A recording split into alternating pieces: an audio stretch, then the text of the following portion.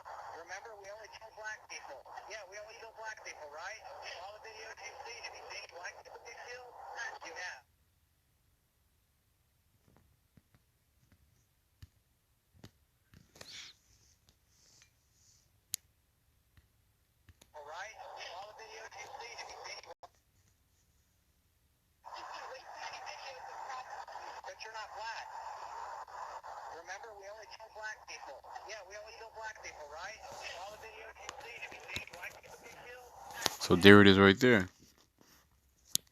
The hypocrisy of these devils.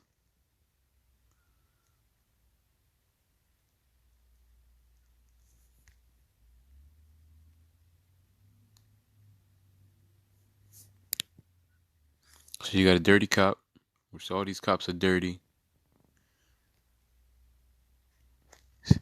stating on camera he only kills black people. So let's read the Bill of Rights one more time. It says no person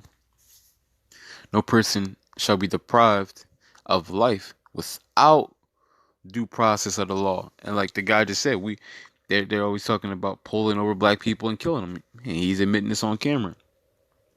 So it says there are two important points to note about that restriction on the power of federal government. One, the restriction is not limited to American citizens by the use of the word person rather than citizen. The protection extends to everyone in the world. The federal government is prohibited from killing anyone, citizens or foreigner, without due process of law. Now they just killed the Salim, whatever that guy's name was, the top general over there in the top general over there in in Iran. It says so they just killed him without a due process. So they broke their own law once again, which they constantly always break their treaties, just like they did with GAD, the so-called Native Americans. It says too, notice that our ancestors included no exceptions to this restriction. That is, the restrictions does not say no person shall be deprived of life without due process of law unless the federal government deems it necessary to protect national security. There are no exceptions whatsoever. What is due process of law? The term stretches all the way back to the Magna Carta, when the barons of England forced their kings to acknowledge that his power over the people were limited as compared to omnipotent. It says, over the centuries, due process of law has come to mean notice and hearing. When it comes to the government's power to kill people, that means a formal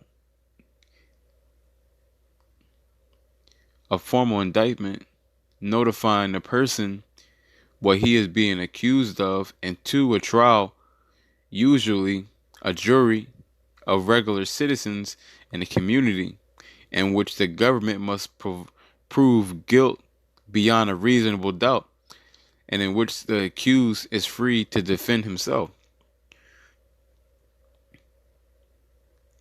So this is just another article on Esau being exposed. Now showing that he's a hypocrite, a murderer. But the point about this is, the reason I wanted to get into this, because it said we are all familiar with the Pentagon's and the CIA's torture center. Okay, so because we know the men of the Lord and the people who are down for Yahweh Shem Yahshua are going to be gathered up and tortured.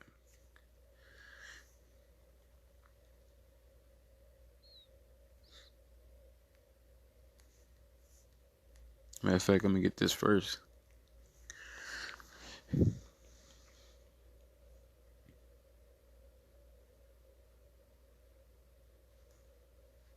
Luke 14:26. If any man come to me and hate not his father and mother and wife and children and brethren and sisters, yea, and his own life also, he cannot be my disciple. So the reason I brought this out is because you gotta hate your own life. You gotta be willing to give up your own life in this truth.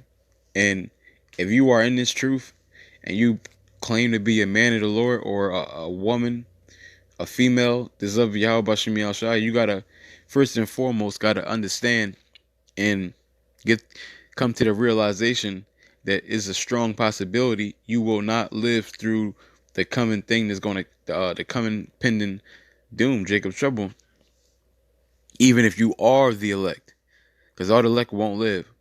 Okay, we don't know which ones are going to live. We don't even know who are the elect, period.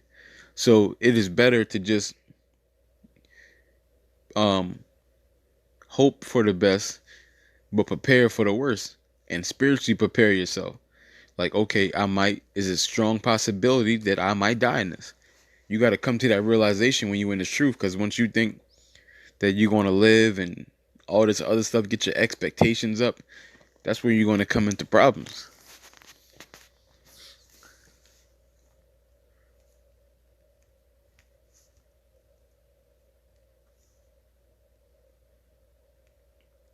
So this is Revelation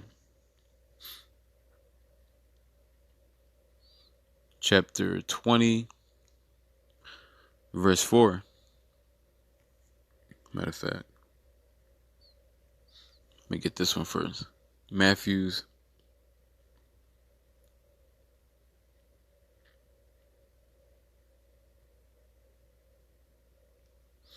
24:9. Then shall they deliver you up to be afflicted, and shall kill you. And ye shall be hated of all nations for my name's sake. So everybody's going to be, and already is, against the men of the Lord, against Yahweh Bashem Yahshua. Now some people are going to be delivered up, afflicted, and killed. Okay, and like Esau, he's already down for torture right now, and he can't wait to torture the people who claim to be of Yahweh Bashim Yashai. He can't wait to get his hands on us. It's going to be one of his things. But the point is, everybody knows what Esau gets down with, and we got to be mentally prepared because this thing is going to come. This is real. Okay, this is real life. Because a lot of people think this is a joke, and clearly people think this is a joke because they're not getting their lives. Okay, if you're not doing what you're supposed to be doing for the ministry, you playing with your life. You're not taking it seriously. You think it's a joke. Revelation 24. I saw thrones, and they sat upon them, and judgment was given unto them. And I saw the souls of them that were beheaded for the witness of Yahweh Shai, and for the word of Yahweh, and which had not worshipped the beast, neither his image, neither had received his mark upon their foreheads or in their hand. And they lived and reigned with Hamashiach 1,000 years. So you're going to have the elect that are going to reign with Yahweh Shai for 1,000 years. It says, but the rest of the dead live not again until the 1,000 years were finished. This is the first resurrection. So the first resurrection is going to be after the 1,000 years that the elect reign with Yahweh Shai. Also, to get the torture and get revenge onto the Edomites, because we know the Edomites, after their hardcore slavery, they got a sword for 1,000 years. They gonna check. They gonna all get burnt up, and you can read Obadiah on that. It says, blessed and holy is he that had part in the first resurrection. On such the second death hath no power, but they shall be priests of Yahweh and of Hamashiach, and shall reign with him 1,000 years. So that's going to be one of the best blessings, getting to reign with Yahweh Shai for 1,000 years, being of that 144, being of the elect. It's going to be the best. But like it clearly reads right here, some people are going to have to get killed to be of the elect, point blank, period. So like I said, you gotta have it in your mind, you're willing to die for this. Romans 8:35 and down gets into that. But with that, I want to give all honor and glory to Yahweh, Ba'ashem, Yahushai, Ba'ashem, Rakal, Kadash, Adawan, Ratazah, Thumb, Tamayim, Akim, Yakal, Shalom.